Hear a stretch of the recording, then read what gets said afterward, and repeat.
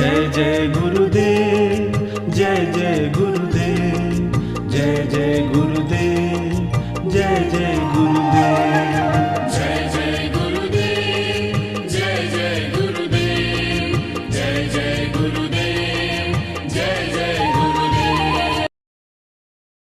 निबला बखे सोई नीच कहावत, सारव के सोई स्वामी, तैसे मधुआ मांस बखन की, नीची जात नकामी।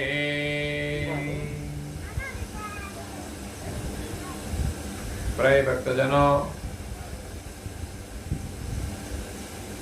ज्ञान संप्रदायના અધ્યય સ્થાપક, અનંત બ્રહ્માંડાધીશ વિશ્વ નિયંતા,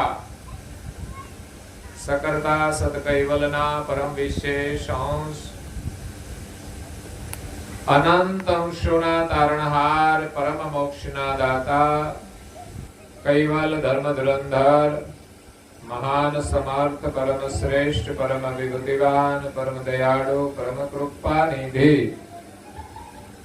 सर्वज्ञ दिव्य परम गुरु श्रीमद करुणा सागर महाराज,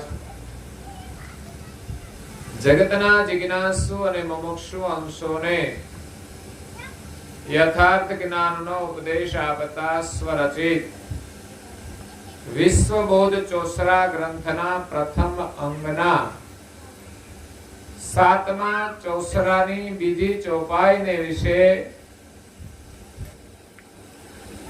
ભૂંડા, અપરાધી, અંધ અને બુચટ માનવોને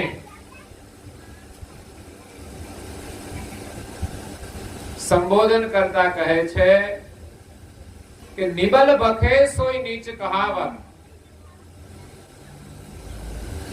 સહાર બખે સોઈ સ્વામી। અહીંયા આહારની વાત કરી છે। માણસની ઓળખ બે વસ્તુ ઉપરથી થાય છે, એક છે આહાર અને બીજું છે એમની વાણી। જેવો જેનો આહાર એવી જ એમની વાણી હોય છે। તો મહાપુરુષોએ આહાર શુદ્ધિની વાત કરી છે કે જેવો આપણો આહાર હશે એવા આપણા વિચાર હશે, જેવા આપણા વિચાર હશે એવી આપણી વાણી હશે, જેવી આપણી વાણી હશે એવી આપણી ક્રિયા હશે, જેવી આપણી ક્રિયા હશે એવા આપણા કર્મ હશે, અને જેવા આપણા કર્મ હશે એ પ્રમાણે આપણને ફળ મળે છે, એ પ્રમાણે આપણને સુખ અને દુઃખ મળે છે। સુખી થવું હોય તો આપણે હંમેશા સારા કર્મ કરવા જોઈએ। સારા કર્મ કરવા માટે સારી વાણી બોલવી જોઈએ, સારી વાણી માટે સારા વિચાર હોવા જોઈએ, અને સારા વિચાર માટે આપણે શુદ્ધ ભોજન કરવું જોઈએ, અશુદ્ધ ભોજનનો ત્યાગ કરવો જોઈએ। ભોજનના બે પ્રકાર છે, એક શાકાહાર અને બીજો છે માંસાહાર। દુનિયામાં ઘણા લોકો માંસાહાર કરે છે,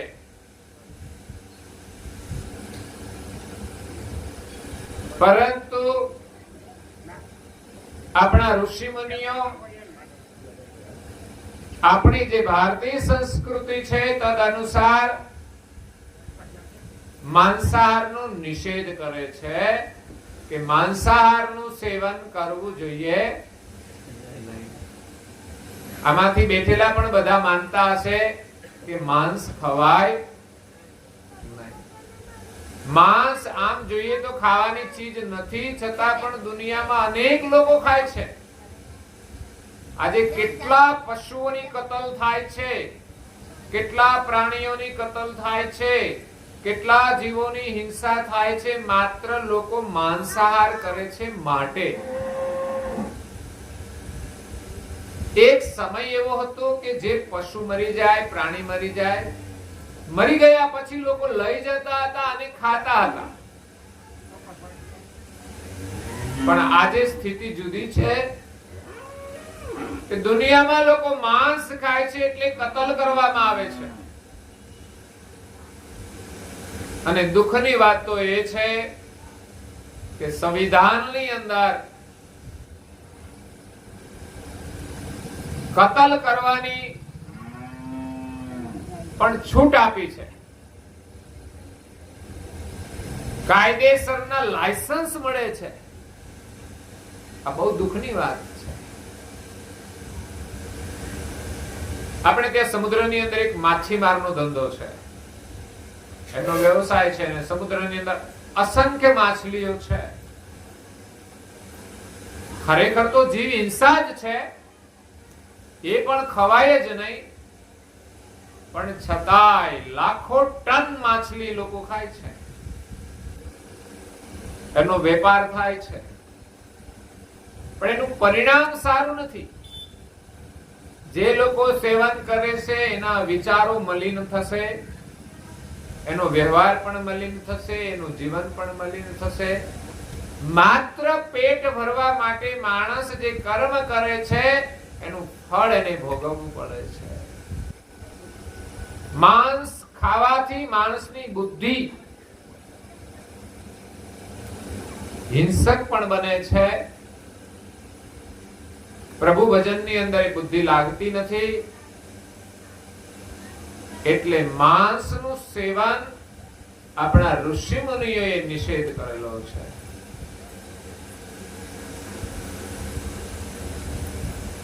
માત્ર પેટ ભરવા માટે જ લોકો હિંસા કરે છે. એમાં જે લોકો હિંસા કરે છે, જીવતા જીવને મારે છે, પછી માછલી હોય, પ્રાણી હોય, પશુ હોય, પક્ષી પણ હોય છે. દરેક પ્રાણીની, દરેક જીવની હિંસા થાય છે. મને લાગે છે માણસને મારીને પણ લોકો માંસ વેચતા હશે. કોઈ જીવ બાકી નહીં હોય કે એનું માંસ માણસ ના ખાતો હોય. પ્રાણીઓનો તો કુદરતી આહાર છે કે એને જ્યારે જરૂર પડે ત્યારે હિંસા કરી અને એને ખાય છે, એનો આહાર છે. પણ માણસનો એ આહાર નથી. માણસ તો ધંધો કરવા માટે હિંસા કરે છે. અહીં તળાવમાં લીઝ તો આપેલી જ હશે ને. મારવા વાળા મારે છે, એનો વેપાર કરે છે, ખાવા વાળા ખાતા હશે. બધા જ બરબાદ થાય છે. આ નરકમાં જવાની યાત્રા છે.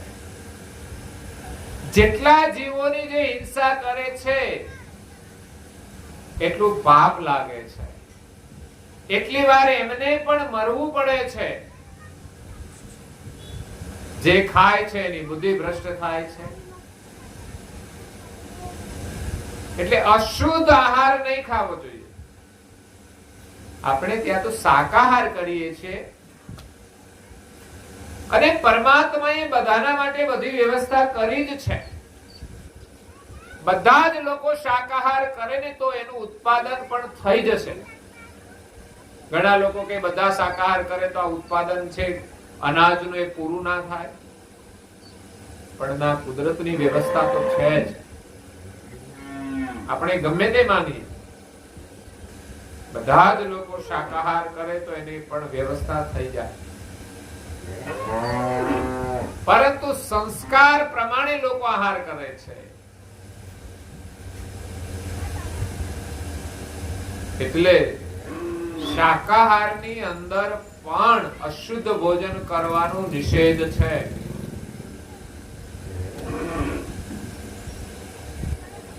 વાસી નહીં ખાવું જોઈએ. હરામનું નહીં ખાવું જોઈએ, ભલે શાકાહાર હોય, પણ કોઈનું ચોરી નહીં ખાવું જોઈએ, એ નિષેધ છે. પરંતુ માંસાહાર તો સંપૂર્ણ નિષેધ છે. એમાં તો હકનું પણ આપણે ન ખાઈ શકીએ, એ પાપ છે. તો અશુદ્ધ આહારની અંદર શું આવે? નિબલ ભખે સોય નીચ કહાવત, સાહર ભખે સોય સ્વામી, જૈસે મધુઆ માંસ બથન કી નીચી જાત નકામી. જેવો માણસ આહાર કરે છે એ પ્રમાણે એની ગુણવત્તા હોય છે, એ પ્રમાણે એની બુદ્ધિ હોય છે. ઊંચો જે આહાર કરે છે એને જ ઉચ્ચ કહેવાય છે, નીચો જે આહાર કરે એને નીચ કહેવાય છે. એટલે આહારથી જ આપણે આ મનુષ્ય જીવનમાંથી નીચ યોનિમાં જવું પડે છે. એટલે તમારે હલકો આહાર કરવો જોઈએ નહીં. પછી તમે બીડા પીવો કે પડીકીઓ ખાવ, મસાલા ખાવ, ગાંજો પીવો, સરસ પીવો. સરસ એટલે હારું નહીં હો, પાછું સરસ નો મતલબ સરસ થઈ જાય, સરસ સરસ પીવો કે શરાબ પીવો, આ બધું જ હલકા આહારની અંદર આવે છે. માંસાહાર તો હલકો આહાર છે જ, પરંતુ આ બજારમાં મળતી જે વ્યસનની ચીજો છે, જે તંબાકુ છે, એ પણ હલકો આહાર છે. આમ તો વનસ્પતિ છે, અને આપણે તો વનસ્પતિજન્ય આહાર કરી શકીએ છીએ. તો શાકાહારમાં ભલે કહેવાય, કદાચ કોઈ એમ કે આ તો વનસ્પતિ છે, પણ ખાવાની ચીજ નથી. એવું નથી કે બધી જ વનસ્પતિ ખવાય, એમાં પણ વિવેક કરેલો છે. ઘણા લોકો એમ કે આ ભગવાને બનાવી શા માટે તમાકુ? ભગવાને બનાવી છે તો અમે ખાઈશું. તારે ખાવી જ હોય તો ખેતરમાં ઊભી હોય ને એમાંથી સીધી વાઢી એના પાના લઈ ભાજી બનાવીને ખાવી જોઈએ. હે, શા માટે કંપની વાળા પ્રોસેસ કરે ને એમાં કચરો ભેળવે ને પછી આપણે ખાઈએ? તમારા ખેતરમાં જ પાકે, તમારે 1-2 કિલો રાખી લેવી જોઈએ. દુકાને શા માટે જવું જોઈએ? અને લીલી હોય ત્યારે તો ભાજી સરસ થાય નહીં. તાંજળજાની ભાજી થાય, સવાની ભાજી થાય, પછી શાની થાય? મેથીની ભાજી હોય. હવે તમાકુની ભાજી કેમ નહીં? ખાવ તમે ઉકલી જશો. એટલું યાદ રાખજો. જે સેવન કરે છે ને એ બધા પિચકારીઓ મારે છે. શા માટે પિચકારીઓ મારો છો? પી જાવ ને. તમે બહુ જો હિંમત વાળા હોય, તાકાત વાળા હોય, તમને એમાંથી વિટામિન જો કોઈ મળતું હોય, નિકોટિન નામનું, તો તમે સેવન તો કરો, થોડા દિવસમાં તમે ઉકલી જાઓ. એટલે જે ઝેરી વસ્તુ છે એનો ત્યાગ કરવો જોઈએ. આપણી પાસે આવું શિક્ષણ હોવું જોઈએ. જૂના સમયમાં તો લોકો પાસે શિક્ષણ નહોતું, એટલે કદાચ આ બધું ખાતા થઈ ગયા. અને ખાવાની પાછળનું કારણ બીજું કોઈ જ નથી. કુસંગથી પડેલી આદત એ કાયમને માટે એના જીવનનો એક ભાગ બની જાય છે. હું તો જોઉં છું, છોકરા ભણવા જાય છે ને, એ ઘણીવાર મંદિર આગળ નીકળે, પાણી પીવા આવે, એ પડીકીઓ ખાતા હોય છે. જરૂર નથી. બીડીઓ પીતા હોય છે, કોઈને ખબર ના હોય. ઘણા છોકરાઓને પણ જોયા છે ને, છોકરીઓને બહુ નથી જોયું. એટલે આપણે ભણવા જઈએ છીએ તો ભણવાનું છે, ભણવામાં ધ્યાન આપવાનું છે. પછી એમાંય મોબાઈલ ની અંદર કોઈની જોડે વાતો કરવામાં બહુ રોકાઈ જતા હોય છે. આજે મોબાઈલો થયા ને પછી બહુ મુશ્કેલી છે ભણવામાં. એટલે જરૂર ના હોય ત્યાં સુધી છોકરાઓ કે છોકરીઓને મોબાઈલ આપવો જ નહીં જોઈએ. જરૂર હોય તો આપવો જોઈએ ને, આપણને વિશ્વાસ હોવો જોઈએ. જરૂર હોય તો જ. સિવાય મોબાઈલ એને ભણવામાં વિક્ષેપ કરે છે. અને બાળકોને સાચું ભણતર આપવાનું છે કે આ વસ્તુ ના ખવાય, આ વસ્તુ ના કરાય. કરવાની ઘણી વસ્તુ છૂટી જાય છે. સવારે વહેલા ઉઠી નાઈ ધોઈને પૂજા પાઠ કરવા જોઈએ, પ્રાર્થના કરવી જોઈએ, ધ્યાન કરવું જોઈએ, યોગ કરવો જોઈએ, માતા પિતાને પ્રણામ કરવા જોઈએ, ધર્મ ગ્રંથો વાંચવા જોઈએ, અભ્યાસ કરે છે એ નિયમિત કરવો જોઈએ, એમાં ધ્યાન આપવું જોઈએ. ભણીશું તો આગળ જઈશું અને તો સુખી થઈશું, નહીં તો મજૂરી કરવી પડશે. એટલે થોડા ચક્કરની અંદર આપણે ભણવામાં ધ્યાન નહીં આપીએ તો જિંદગીભર આપણે ચક્કરની અંદર ફરવું પડશે. એટલે ખાવામાં આપણે બહુ ધ્યાન રાખવાનું છે. કચરો ખાવો જ નહીં જોઈએ. તમાકુ, બીડી, સિગારેટ, ગાંજો, શરાબ, આ બધો કચરો છે. ભગવાને આપેલી બુદ્ધિ છે ને નષ્ટ થઈ જશે અને અશુદ્ધ આહાર કરીશું તો ભગવાન આપણને ફરી માનવનો અવતાર નહીં આપે. શરાબ, ગાંજો, આ બધું સરસ, આ બધો દાનવોનો આહાર છે. દાનવ શરાબનું સેવન કરતા હતા. શરાબ એ દાનવનું પીણું છે, જેનું સેવન કરવાથી આપણી વૃત્તિ પણ દાનવ બની જાય છે. એટલે સાવધાન રહેવાનું છે. પછી આપણી ભાવિ જે પેઢી છે એના ઉપર પણ એ સંસ્કારની અસર થશે. શરાબના ગુણ લોહીની અંદર ભળી ગયા પછી 7 પેઢી સુધી અસર કરે. કદાચ નવી પેઢી હોય એમાં સારો સંગ હોય તો એને અસર ન થાય, પણ જરાક એને થોડો હલકો સંગ થયો તો બગડતા વાર લાગશે નહીં. શરીરના સ્વાસ્થ્ય માટે આની કોઈ જરૂર જ નથી. આ તો ખોટી સલાહ આપી દીધી. ભગવાન ઉપર ભરોસો રાખો, એ આપણું શરીર સારું રાખશે. સારું ભોજન કરો. એટલે મહાપુરુષે કહ્યું છે કબીર સાહેબે कि मांस मछली खात है सुरापान सुहेत, सो नर नरके जाएगा मात पिता सहेत. વિચાર કરજો. માંસ ખાવું જોઈએ નહીં, મછલી ખાવી જોઈએ નહીં અને શરાબનું સેવન કરવું જોઈએ નહીં. સુરાપાન કહેવાય. અને અહીંયા કરુણાસાગર મહારાજ શ્રી શબ્દ આપ્યો છે મદ્યપાન. મધુવા, મધુવા એટલે મદ્યપાન. મદ્યપાન એટલે શરાબનું સેવન કરવું જોઈએ નહીં. માંસ મછલી ખાત હૈ સુરાપાન સુહેત. સુરાપાન પ્રત્યે જેને હેત છે, માંસ અને મછલી જે ખાય છે, સો નર નરકે જાયેગા. એને નરકની યાત્રા કરવી પડશે, મતલબ દુખી થવું પડશે.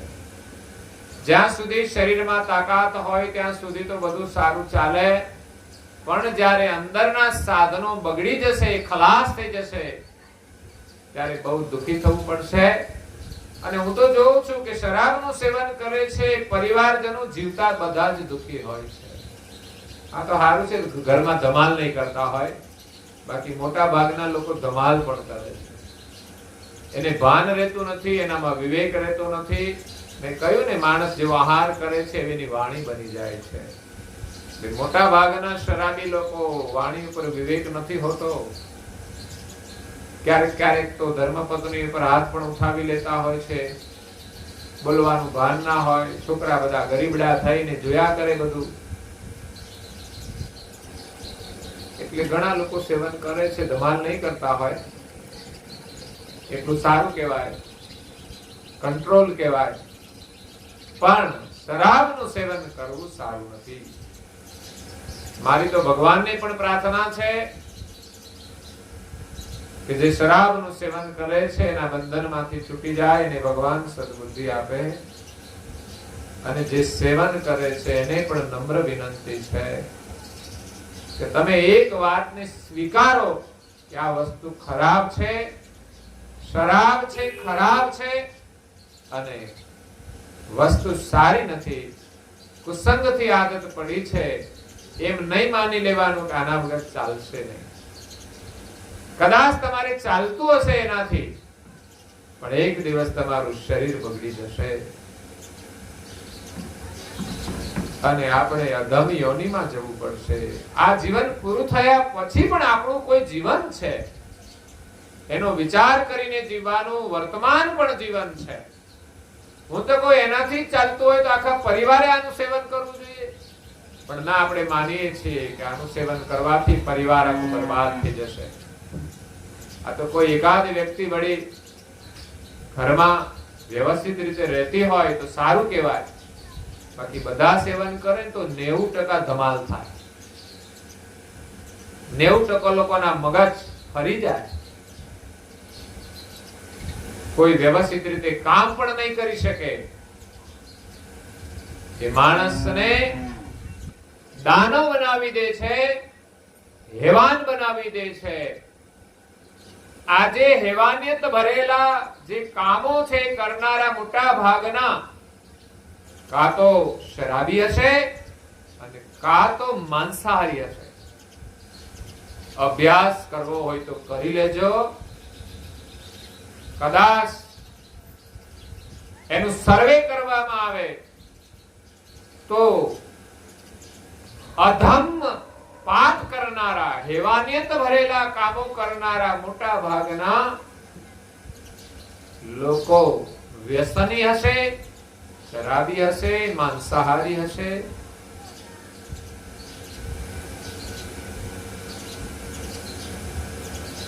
એટલે આ વસ્તુનું સેવન નહીં કરવું જોઈએ.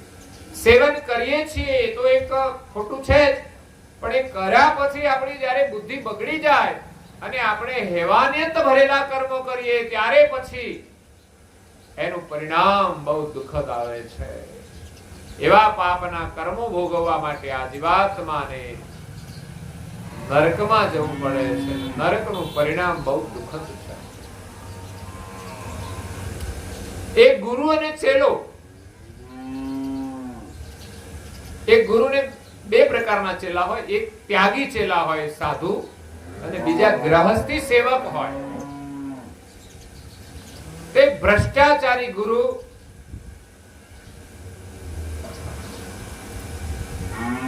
ભ્રષ્ટાચાર કરવા માટે એક એનો ચેલો પણ એની મદદ કરે, શિષ્ય, અને બીજો એને ગ્રહસ્થી સેવક હતો, એ પણ એમાં મદદ કરે. એકલા ગુરુ જો ભ્રષ્ટાચાર કરે એવું નહીં, ઘણા ચેલા એની સાથે જોડાયેલા હોય છે. અને જ્યારે એ ભ્રષ્ટાચાર ખુલે ત્યારે બધાના નામ બહાર આવતા હોય છે. તો ગુરુ અને એક ત્યાગી ચેલો અને એક ગ્રહસ્થી સેવક, આ ત્રણેય મળીને ભ્રષ્ટાચાર કરે, કાવા દાવા કરે. તો એ મર્યા એટલે ક્યાં ગયા? સીધા સ્વર્ગમાં તો ના જ જાય ને. બહુ સારા કામ કર્યા હોય અને પછી અહીંથી જવાનું થાય તો કોઈ ખરાબ માણસ હોય ને તો આપણે એને ઘરમાં ન પ્રવેશવા દઈએ. ખબર હોય કે આ માણસ ખરાબ છે તો પછી ત્યાં તો ઇન્કવાયરી થાય છે, ત્યાં તો જોવામાં આવે છે કે આ માણસ કેવા કર્મ કરીને આવ્યો છે, એનો પાસપોર્ટ જોવામાં આવે ને પછી જ એને વિઝા મળે છે. એટલે જે પાપ કર્મ કરે છે એને તો ત્યાં જવા જ નથી મળતું. પણ કોઈ સારું કામ કર્યું હોય એકાદું તો વળી ચાન્સ મળે. જેટલા સારા કામ કર્યા હોય એના માટે તો આપણને ત્યાં જવા મળે જ છે. તો જે અધમ પાપ કરે છે એને તો નરકના દ્વારે જ ઉભું રહેવું પડે છે.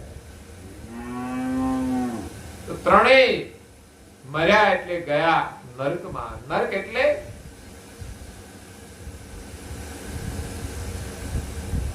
વિષ્ઠાથી ભરેલો કુંડ, માણસનું જે મળ હોય એનું જે મૂત્ર છે એ મળ અને મૂત્રથી ભરેલા કુંડની અંદર આ ત્રણેય ગયા. એમાં ગ્રહસ્થી છેલ્લો હતો, એને થોડું ઓછું પાપ કરેલું એટલે એને કમર સુધી બુડાડવામાં આવ્યો. બીજો જે ત્યાગી છેલ્લો હતો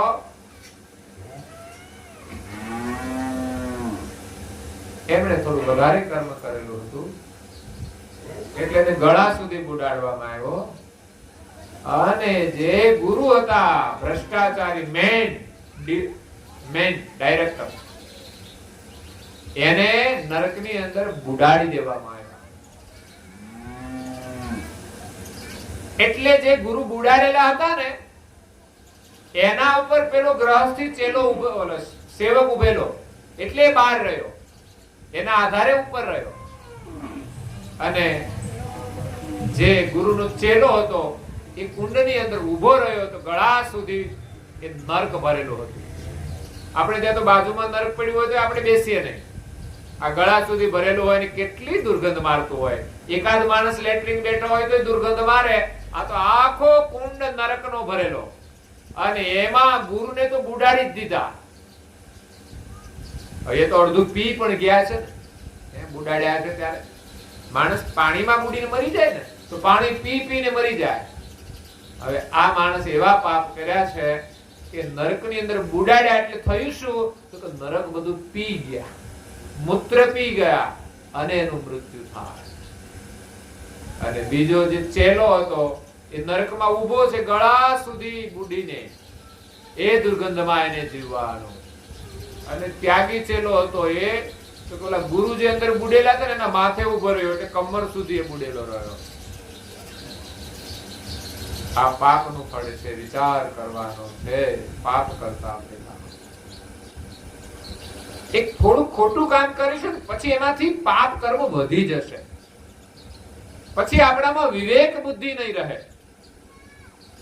એટલે આહારની અંદર વિવેક બુદ્ધિ જોઈએ કે શું ખાવું જોઈએ અને શું ન ખાવું જોઈએ. એ વિવેક બુદ્ધિ હશે તો આપણે શુદ્ધ આહાર કરીશું, અને શુદ્ધ આહાર કરીશું તો આપણી બુદ્ધિ વધારે શુદ્ધ બનશે કે જે ભક્તિ માર્ગની અંદર જોડાય. નહીં તો આ દુનિયામાં ઘણા બધા લોકો અશુદ્ધ આહાર નથી કરતા પણ છતાંય ભગવાનનું ભજન નથી કરી શકતા. એટલે એ આહાર શુદ્ધિમાં આહારની અંદર પણ શુદ્ધિ હોવી જોઈએ. એક તો શાકાહારનું સેવન કરવું એ વિવેક છે, પણ શાકાહારમાં પણ શુદ્ધ ભોજન કરવું. એવું શુદ્ધ ભોજન કરવાથી આપણી બુદ્ધિ શુદ્ધ થાય, આપણું મન શુદ્ધ થાય અને ભક્તિની અંદર લાગે છે. નિબલ ભખે સોય નીચે કહાવત. આહાર એ મનુષ્યની ઓળખ છે. નીચો આહાર કરવાથી આપણે નીચી યોનિમાં જવું પડે છે, 84 માં જવું પડે છે. માટે મસાલા પડીકી ખાતા હોય તો પણ છોડી દેવા જોઈએ. સહાર ભગેશોય સ્વામી, જે સારું ખાય એ સ્વામી છે, ઉચ્ચ વર્ણ છે. ભલે તમે જન્મ કોઈ પણ વર્ણમાં લ્યો, પણ માણસની બે જાતિ છે, એક ઊંચ અને બીજી નીચ.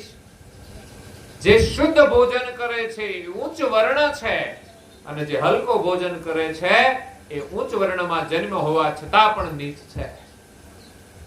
આજે કઈ ઉચ્ચ વર્ણના લોકો મસાલા પાન પડીકી પણ ખાય છે, માંસાહારનું પણ સેવન કરે છે, શરાબનું પણ સેવન કરે છે, અને એક વસ્તુ રહી ગઈ એ છે ઈંડા. ઈંડા ખવાય. संडे हो या मंडे कभी न खाओ अंडे. લોકો તો એડવર્ટ આપે હરરોજ ખાઓ અંડે. અંડા ખાવાથી તાકાત આવે છે. અરે તાકાત તો શાકાહારમાં છે. શાકાહારમાં જેવી તાકાત છે એવી માંસાહારમાં નથી. સિંહ ભલે માંસાહાર કરે છે અને હાથી એ શાકાહાર કરે છે. સિંહ અને હાથીની અંદર તાકાત વાળો કોણ? તમે કહેશો ભલે સિંહ હાથીને મારી નાખે, પણ છતાંય જો સરખામણી કરવામાં આવે તો સિંહ કરતા હાથી તાકાત વાળો છે. સિંહ હંમેશા હાથીથી ડરે છે.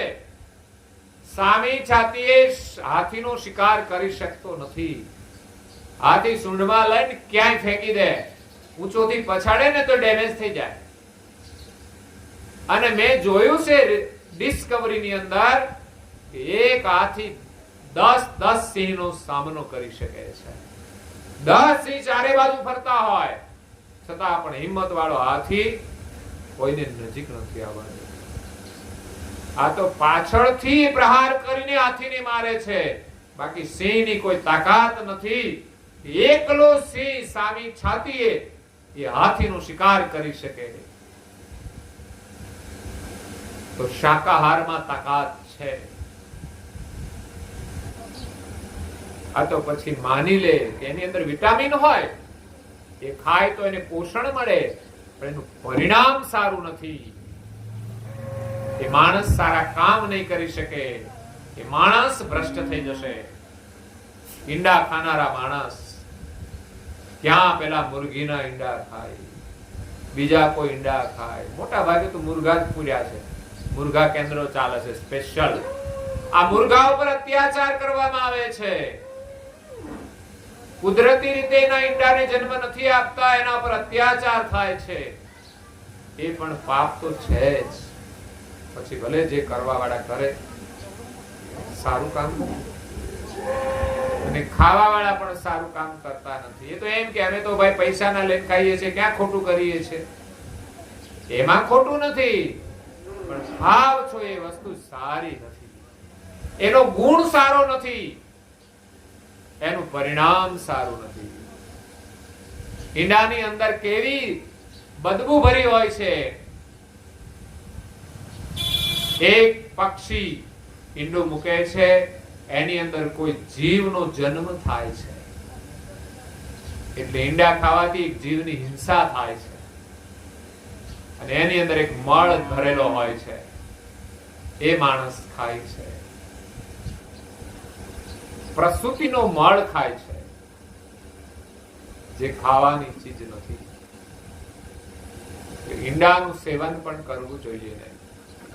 વિદેશમાં લોકો એને શાકાહારી માને છે,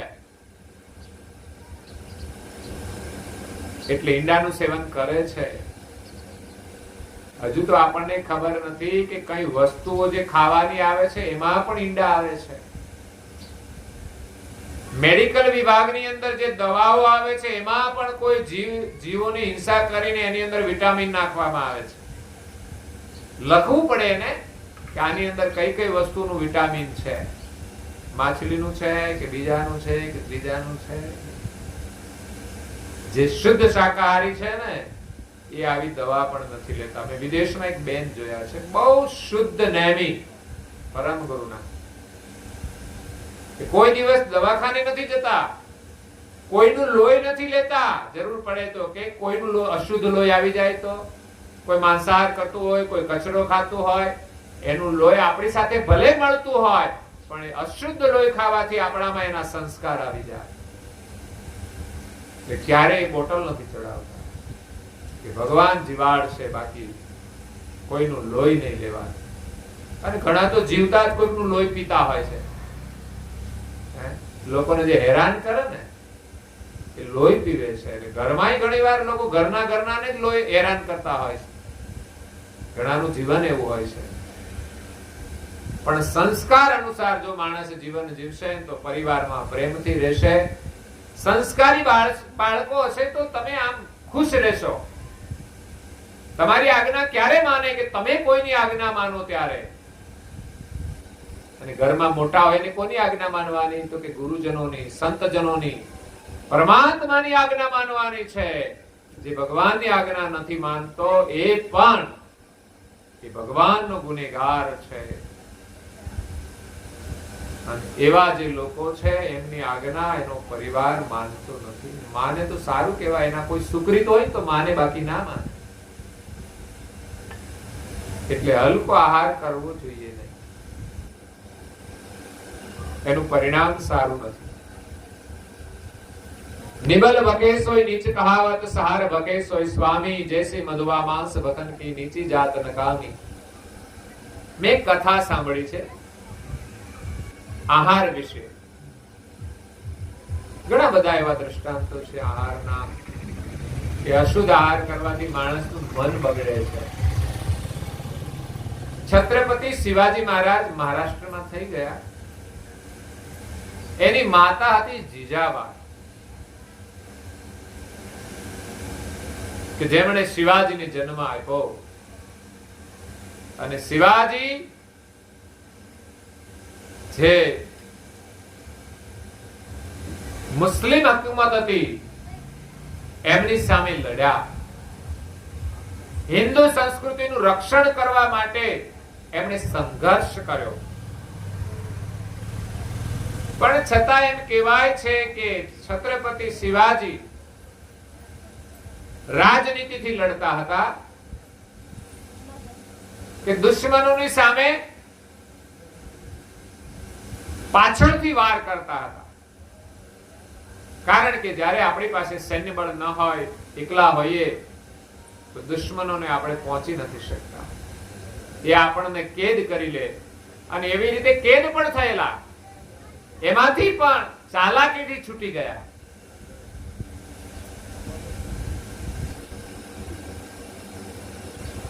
એટલે છત્રપતિ શિવાજી દુશ્મનોને ખબર ન હોય એ પાછળથી હુમલો કરે અને એનું રમણ ભમણ કરી નાખે, અને પછી ભાગી જાય. જો કે વીર માણસ હોય ને તો હામી છાતીએ લડે અને રણ મેદાનમાંથી ભાગે નહીં. પણ છત્રપતિ શિવાજી પરિસ્થિતિ અનુસાર કામ કરતા હતા. અને બીજું, ભાગી જવું એ તો એક દુર્ગુણ છે, પોતાની કમજોરી છે. નહીં તો માણસ વીરગતિને પ્રાપ્ત થાય પણ ભાગે નહીં. ભાગવું એ કાયરતા છે. અને એનાથી માતાનું જે દૂધ છે ને લાજે છે. માણસ કઈ ખોટું કામ કરે ને તોય એ માતા પિતાને લાંછન લાગે છે. કોઈ માણસ ચોરી કરે ને પકડાઈ જાય, જેલમાં તો જાય, પણ એના મા બાપ ખુશ થતા હશે? એને એમ થાય કે ક્યાં કપૂત પાક્યો કે ચોરી કરીને અમારું નામ બદનામ કરે છે. એટલે શિવાજી મહારાજ ભાગી જતા હતા, એની પાછળ વાંક શું હતો, દોષ કોનો હતો? જીજાબાઈ તો એક શુરવીર રાણી હતા. એમણે તો સંકલ્પ કર્યો હતો કે મારી કુખે એવા બાળકનો જન્મ થાય કે જે આ અધર્મી હુકુમત છે એની સામે લડે. તો ખરેખર જીજાબાઈના સંકલ્પથી જ એવા શિવાજીનો જન્મ થયો કે જેમણે મરાઠાઓ જે વિધર્મી હતા એમની સામે સંઘર્ષ કર્યો. પણ એની રણનીતિ હતી એ ભાગી જવાની હતી. જ્યારે જીજાબાઈએ શિવાજીને જન્મ આપ્યો ત્યારે જીજાબાઈ એને પોતાના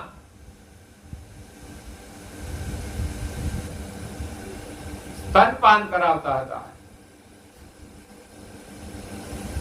અમુક સમય સુધી માતાઓ એનું દૂધ પાય છે. આ દૂધ શું છે?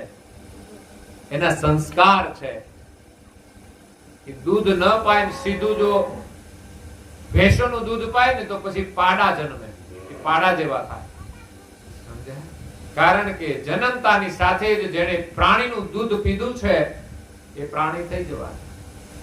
એકાદ વર્ષના ગાળા સુધી તો માતા એનું દૂધ પાય છે કે એની અંદર સંસ્કારનું નિર્માણ થઈ જાય, પછી એને તમે બીજું કોઈ દૂધ પાવ તો વાંધો આવે ને. પછી બધું જે દૂધ છે પ્રાણીઓનું, એ માણસ થોડો હકદાર છે. કારણ કે આજે માણસને એને દૂધ ન પીવાનું હોત તો કોઈ પ્રાણીને રાખત જ નહીં. આ તો માણસ પોતાના સ્વાર્થ માટે પ્રાણીઓને રાખે છે. એમાં પણ એનું જે વાછરડું હોય, પાડો હોય, પાડી હોય, એને પીવડાવીને પછી એનું દૂધ લેવાનો અધિકાર છે. પણ બધું તો કઈ પાઈ દેવાનું એને, તો આપણા પાછળ વધે જ નહીં. થોડું મૂકે તરત જ એનું મોઢું વાળી લેતા હોય છે. જેવું તેવું પાય. એની માતાને એમ થાય કે મારા વાછડાએ દૂધ પીધું, અને બાકીનું તો બધું દોઈ જ લેવાનું. એટલે અધિકાર તો વાછડા ધરાય ને પીરે અને પછી વધે એમાં આપણો અધિકાર છે. બાકીનું બધું વધારાનું આપણે પી જઈએ. અને એમાંય લોકો પાડીઓને તો થોડું પાતા છે, પણ પાડાને તો બિલકુલ ના પાડે. મોટા ભાગે પાડા છે ને એમ કે મરી જ જતા હોય છે. કેમ મરી જાય? કારણ કે પૂરું ખાવાનું ના આપે તો શું થાય? પાડાને કોઈ હાચવે ખરા કે આ તાજો માજો રહે? પાડી હોય તો હાચવે. એટલે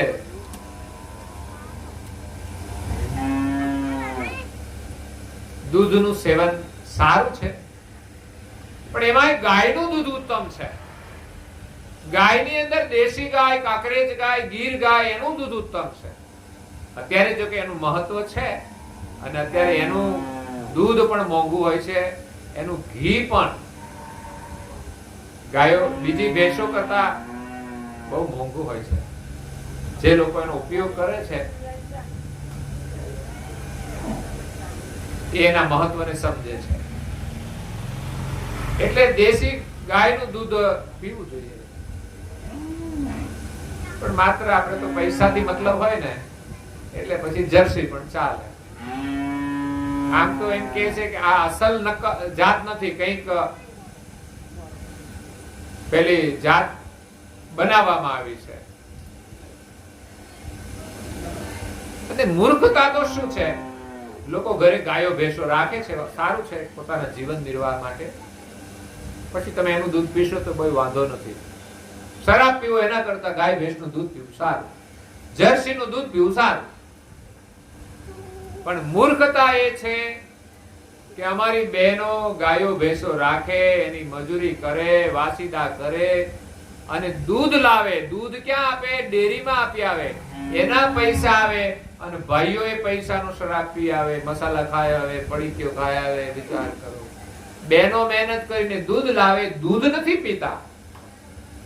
વ્યસનનું સેવન કરનારા મોટા ભાગના દૂધ નથી પીતા.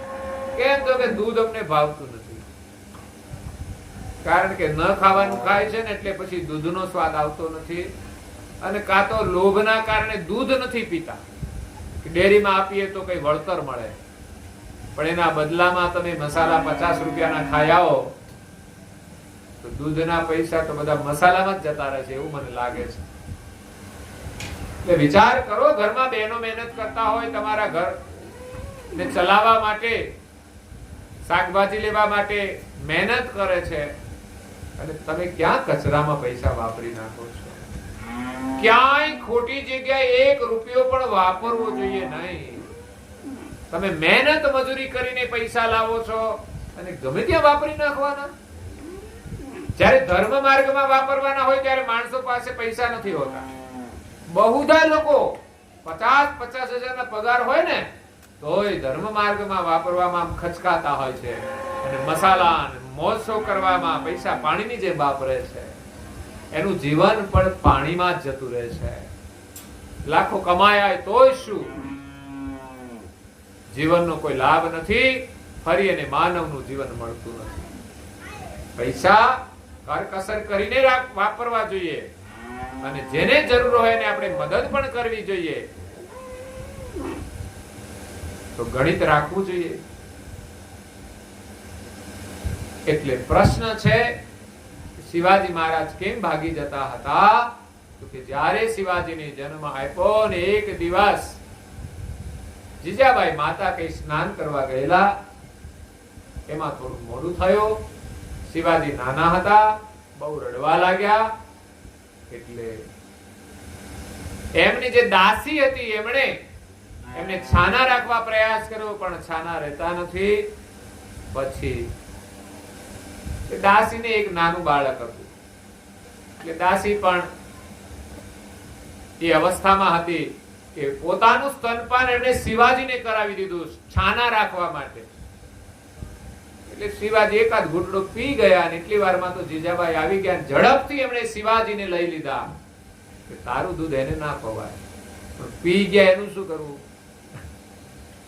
એ દુર્ગુણ એનામાં હતો.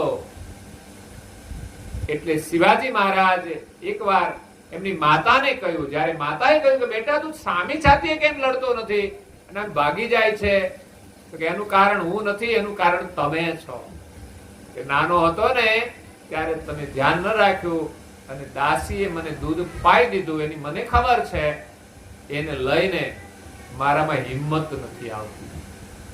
એટલે કોઈ ક્ષત્રિયાણી હોય, હિંમતવાળી હોય ને એનું જો દૂધ પીધું હોય ને તો એ શૂરો પાકે. પણ કોઈ દાસીનું દૂધ પીવે ને તો એમાંથી શૂરો હોય ને તો એનામાં ડર રહેતો હોય છે, ડરપોક થઈ જાય. આ એનું મૂળ બીજ શૂરવીરતાનું છે. એક ટીપું દૂધ પી ગયા તો પણ એ ભાગી જાય છે. વિચાર કરો, રોજ ભેંસોનું દૂધ પીવે તો શું થાય? જન્મતાની સાથે જ લોકો ભેંસોનું પાય, તેનું પરિણામ શું આવે? એટલે માતાઓએ એનું દૂધ અવશ્ય બાળકના સમયકાળ અનુસાર પાવું જ જોઈએ. ત્યાર પછી જે દૂધ છોડાવી અને બીજું દૂધ પાવું જોઈએ. એટલે આહારનું મહત્વ છે. માણસની ઓળખ જ આહાર ઉપરથી થાય છે. જે કચરો ખાય છે, મસાલા હોય, પડીકી હોય, ત્યારે એમ થાય કે આ માણસ સારું કામ નહીં કરી શકે, હલકું કામ છે. આહારથી માણસની ઓળખ છે. એના માટે કરુણાસાગર બાપજી એક ચોપાઈમાં કહે છે કે જે માણસ હલકો આહાર કરે છે, પરખ કહું અવગત પાયમાની ભોજન ભેદ ભવેતી, ઊંચ નીચ और पशु पंखी में सरस नरस जुग छेती, हंस भखत मुक्ता फल मोती.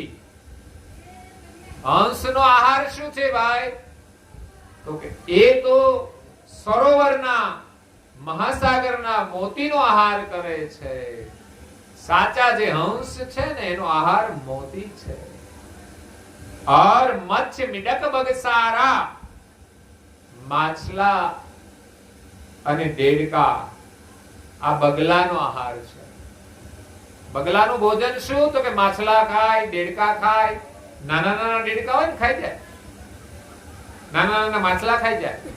એ કિનારે ઉભા રહે, કિનારે નાના નાના માછલા હોય, નાના નાના દેડકા હોય. અને એ બગલો આમ પાણીની અંદર એક ધ્યાન ઉભો હોય.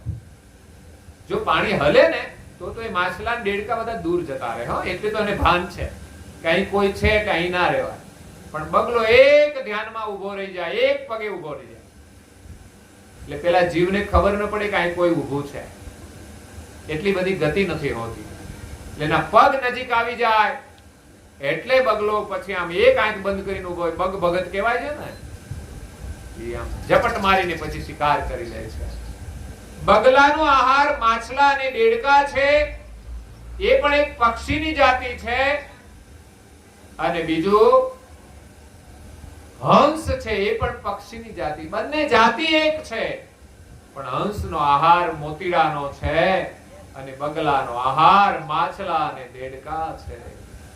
હિંસા કરીને ખાય છે. જે જિનકી જાતિ તિનકા તમ આહારા. આના ઉપરથી ઓળખ થાય છે કે હંસની જાતિ અલગ છે અને બગલાની જાતિ પણ અલગ છે. ભલે પક્ષી છે, માણસ તો બધા જ છે, પણ બધાની જાત કેમ જુદી છે?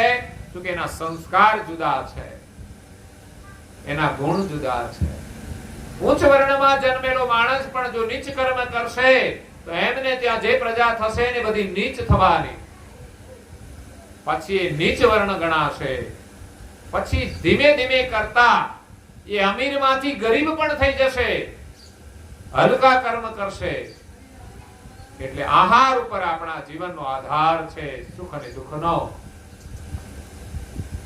જાતિને ઓળખવી હોય તો એના આહાર ઉપરથી ઓળખાય. કોઈ વ્યક્તિનો સંગ કરવો હોય કે આ વ્યક્તિ સારી છે કે નરસી, તો પેલા એના આહારની ઓળખ કરજો. એ વ્યસન કરે છે, કચરો ખાય છે, હલકું ભોજન કરે છે, અનીતિનું ભોજન કરે છે, તો પણ એનો સંગ કરવો જોઈએ નહીં. એટલે હું તો ઘણી વાર કહું, બેનો જો કોઈ સંબંધ કરવાનો હોય ને, ત્યારે કોઈ છોકરા આવે જોવા માટે ને પૂછે ને બધું, ત્યારે તમારે જો પૂછવાનું હોય તો પેલા પૂછવાનું કોઈ વ્યસનનું સેવન કરો છો, અને કરે તો ચોકડી માર દેજો. આ એક મૂર્તિઓ ઓળખવાની આ એક પ્રક્રિયા છે. એને પૂછો તમે કેટલા પૈસા કમાવો છો, એ મહત્વનું નથી, કેવી રીતે કમાવો છો. વાલીઓ લૂંટારો પણ પૈસા તો ઘરમાં લાવતો જ હતો ને, લૂંટફાટ કરીને, પણ એ સારું નહોતું, એનું પરિણામ સારું નથી. એટલે ઘરવાળા માત્ર પૈસા કમાય એ જ મહત્વના નથી, રૂપાળા હોય એ જ મહત્વના નથી, પણ અંદરથી ગુણ કેવા છે. કચરો ખાતા હોય, શરાબ પીતા હોય તો રૂપાળા હોય તો શું કરવાના, ધનવાન હોય તો શું કરવાના. કોઈ સ્ત્રી સુંદર હોય પણ ચારિત્ર એનું સારું ના હોય તો શું કરવાનું. માત્ર રૂપ જોઈને લઈ આવશો ના, કે છે ભલે એ રૂપાળી હોય પણ એનું ચારિત્ર સારું ના હોય તો એનું કોઈ મહત્વ નથી. જેની સમાજમાં સારી છાપ ન હોય તો મહત્વ નથી. જીવનમાં મહત્વ સંસ્કારોનું છે, ચારિત્ર્યનું છે. એટલે હલકો આહાર જે કરે છે એનું ચારિત્ર્ય ભ્રષ્ટ થાય છે. એ માણસ કાં તો હિંસક બને, કાં તો ભ્રષ્ટાચારી બને, કાં તો દુરાચારી બને, અને કાં તો વ્યભિચારી પણ બની જશે. એટલે આહાર શુદ્ધ કરજો. આહાર એ માણસની ઓળખ છે. અને બીજું વાણી પણ માણસની ઓળખ છે. આહારની ઓળખ માટે કહેવામાં આવ્યું છે, એજ બેદલ મુખેથી ન મીઠા બોલે, ની વાતો મવારમાન ડોલે, બેલીડા બેદલનો સંગ ના કરીએ. હંસલો ને બગલો બેઉ બેઠા સરોવર પાળે રી. આજ રંગ બેઉનો, રંગ બેઉનો, આજ રંગ બેઉનો એક છે, પણ એનો આહાર એક જ નહીં.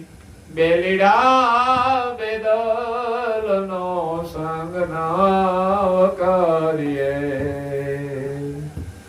આમાં ભેદ બતાવ્યો છે કે બંનેનો રંગ એક છે. હંસ અને બગલો જો કલરથી ઓળખવા જઈએ તો ના ઓળખાય, પણ એને ઓળખવા હોય તો એનો આહાર તપાસ કરજો. કે જે માછલા અને ડેડકા ખાતો હોય ને બગલો છે, એનો સંગ નહીં કરવાનો. એની બુદ્ધિ મલિન છે. અને હંસ છે એ તો મુક્તા ફળ મોતીનો આહાર કરે છે. આ જગતની અંદર જે મહાપુરુષો છે ને, એ હંમેશા જીવનમાં મોતીનો આહાર કરે છે. એ હંસ જેવા છે, હંસ ગતિ છે. હંસની અંદર એક ગતિ છે કે નીર અને ક્ષીરને જુદું કરી દે. દૂધ અને પાણી ભેગા કર્યા હોય, પ્યોર દૂધ હોય, અને એની અંદર અડધો ગ્લાસ પાણી નાખો તો હંસ દૂધ પી જાય, પછી પાણી રહે ને અડધો ગ્લાસ હોય છે. આવી વિવેક શક્તિ પરમાત્માએ હંસને આપી છે. અને આ જગતની અંદર જે મહાન પુરુષો થયા અને જે વિવેક બુદ્ધિ રાખે છે અને સારું સારું ખાય છે અને કચરો છોડી દે છે, એ મહાપુરુષોને હંસ ગતિ વાળા કહેવામાં આવે છે. જીવનમાં વિવેક કરવાનો છે ભોજનની અંદર, અને બીજો છે વાણીની અંદર. બેદલ મુખેથી મીઠા બોલે, ઘણા લોકો બેદલ હોય, એની પાસે બે દિલ હોય, બોલે કંઈક અને ભીતરમાં કંઈક હોય, અહીંયા કંઈક બોલે પાછળ કંઈક બોલે. આવા બેદલ મુખેથી મીઠા બોલે, મુખે મીઠા બોલા હોય પણ ભીતરની અંદર કપટ ભરેલું હોય. જેમ રાવણ આવ્યો તો સાધુનો વેશ લઈ અને વિનમ્ર ભાવે ભિક્ષા માંગે છે. સીતાજી એમની વિનમ્રતાથી ભ્રમિત થઈ ગયા. એક સાધુ છે ને વિનમ્ર સ્વરે મારી પાસે ભિક્ષા માંગે છે, પણ ભીતરમાં કપટ હતું. એ હતો નહીં સાધુ, એ તો દાનવ હતો, એ તો રાક્ષસ હતો. કપટનો વેશ ધારણ કરી અને સીતા માતા પાસે ભિક્ષા માંગે છે. તો સીતા માતા ભિક્ષા તો આપે છે લક્ષ્મણ રેખાની અંદર રહીને. લક્ષ્મણ એની સુરક્ષાની જવાબદારી સંભાળી હતી, એટલે લક્ષ્મણ રેખા દોરી અને રામની પાછળ જાય છે એની સુરક્ષા માટે. પણ કપટી સાધુ રાવણ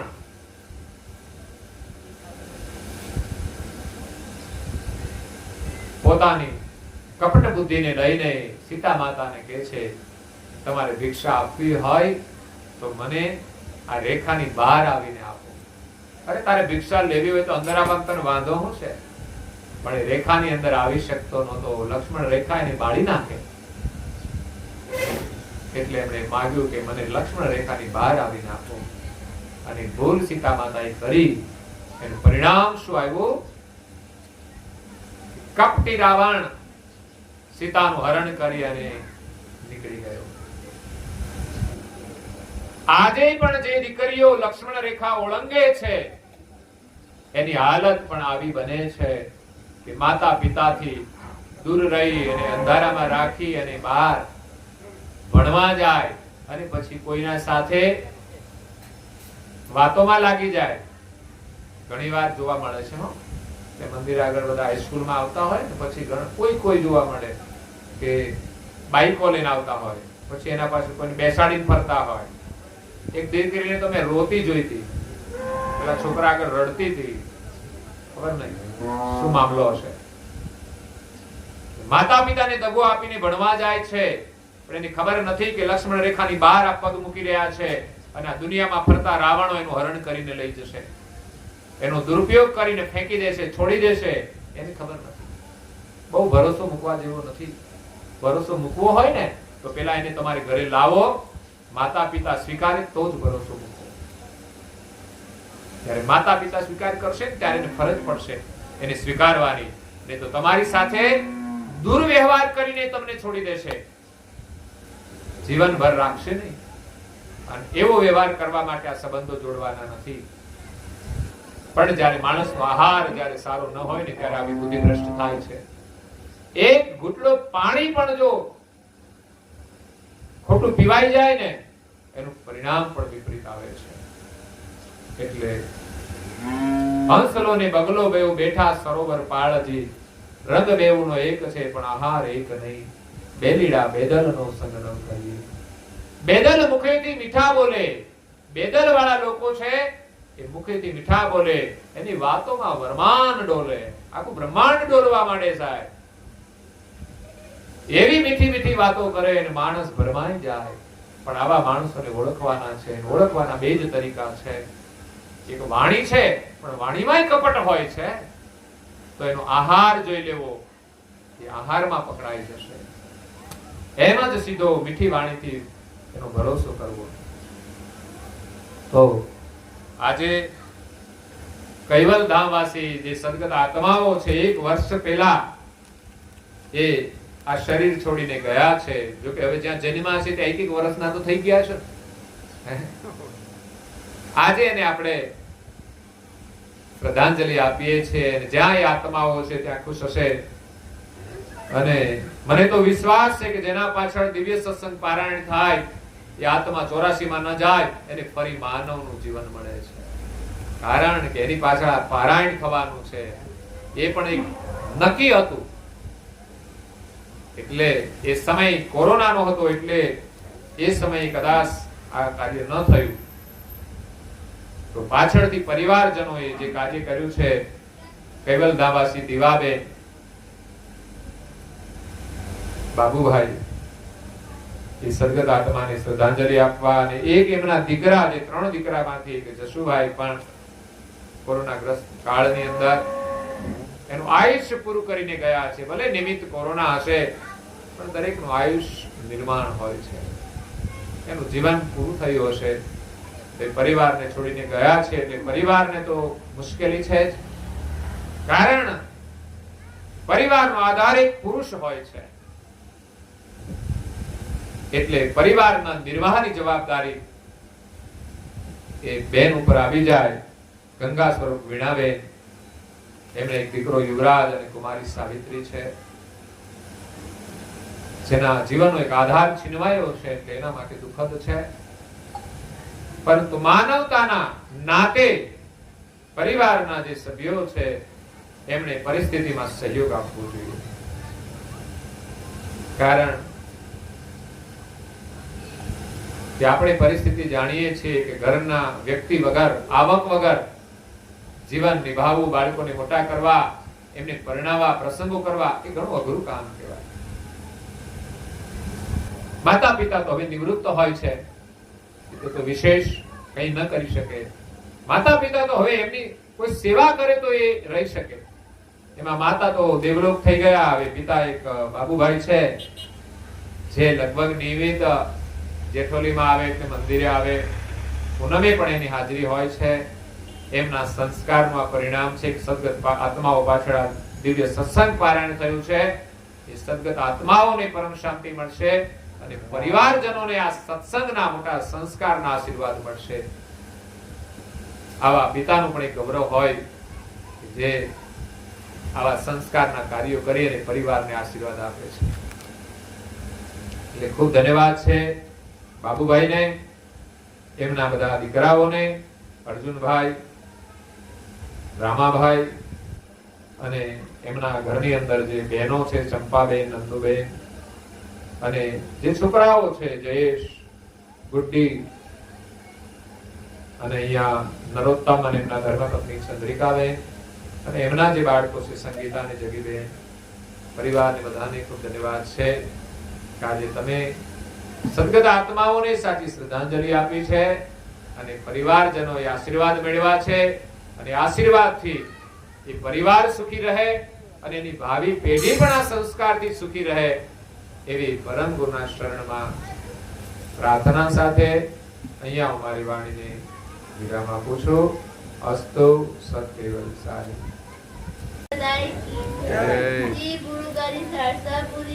જય શ્રી કૈવલધામ કી જય. કથા સત્સંગ પારાયણ આરતી પૂર્ણાવતી કા સત કેવલ સાહેબ. હવે નીચે બેસી જાઓ બધા, 3 વાર પગે લાગવાનું છે. જ્યાં છો ત્યાં બેસી જાઓ નીચે. શ્રીમદ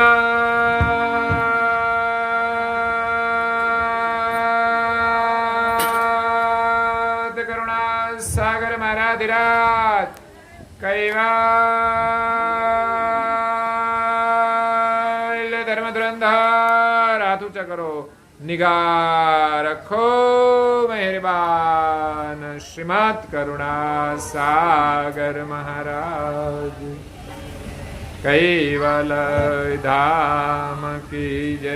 શ્રી અવિચલદાસજી મહારાજ. 3 વાર પગે લાગી લો બધા, હાથ જોડીને બોલો છો બધા, સત કેવલ સાહેબ. હાથ જોડીને આજુબાજુ સૌને સત કેવલ સાહેબ, સત કેવલ સાહેબ. आद्य सकल स्वराज करुणेश केवल करता की. पूज्य श्री कृष्ण स्वामी महाराज की. पूज्य श्री परम गुरु श्रीमद करुणा सागर महाराज की. पूज्य श्री नारायणदास जी महाराज की. पूज्य श्री सबकुबेराचार्य महाराज की. श्री शब संतन की. श्री शबदेवन की. श्री ज्ञान संप्रदाय की. श्री कायम पंथ के. श्री गगन मणि के. श्री निर्गुण धुनि के. श्री मुक्त द्वार के. श्री ब्रह्म क्षेत्र के. श्री सच्चिदानंद शाखा की, श्री अचंत अखाड़ा की, श्री अविगत गादी की, श्री बाल तिलक की, श्री रसोई करावे उनकी, श्री उनके माता पिता की, श्री उनके बाल गोपाल की, श्री उनके गुरु गोविंद की, श्री गुरु गादी सारसापुरी की, श्री केवल धाम की, श्री दाता भोक्ता की, श्री बोलना हरे गुरु महाराज की जय। श्रीमद् करुणा सागर महाराज की। भोजन थाल पुणावती का सत केवल साई।